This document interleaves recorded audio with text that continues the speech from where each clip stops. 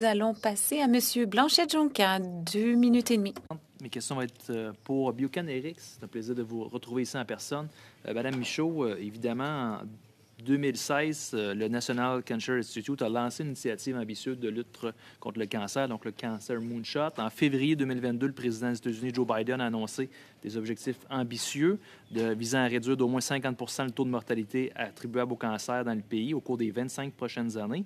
Je tente de voir de quelle façon, ici au Canada, on peut s'inspirer de ces projets. Il y a multiples façons. Premièrement, c'est d'accorder un support pour la recherche translationnelle ici au Canada. C'est quelque chose qui n'est tout simplement pas subventionné ici. C'est une des raisons pour laquelle on a eu énormément de succès, c'est qu'on a subventionné la partie de bioproduction, le préclinique allant jusqu'aux cliniques.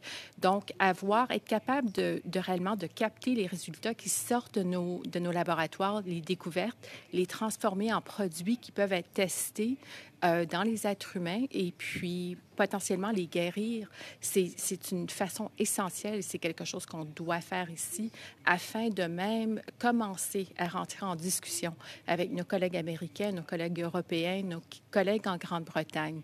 Avoir une mission qui est de grande envergure comme la nôtre, c'est réellement de traiter tous les cancers et les rendre curables dans nos vies. C'est la vision de notre organisme.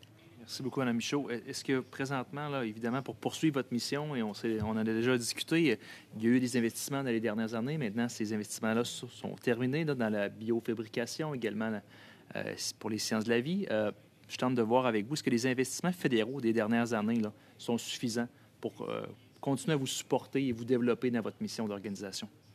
Malheureusement, le programme sous lequel on a été subventionné a été coupé en décembre 2018. Donc, il n'existe pas de programme jusqu'à temps l'apparition du programme de fonds stratégiques en sciences, où bien sûr, on a apporté une demande.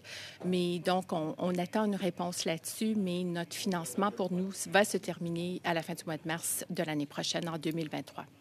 Madame Michaud, pouvez-vous nous dire concrètement les conséquences sur votre organisation là, si vous ne pouvez pas obtenir ce financement? Ça va être un arrêt du préclinique, ça va être un arrêt de nos essais cliniques aussi. Merci beaucoup.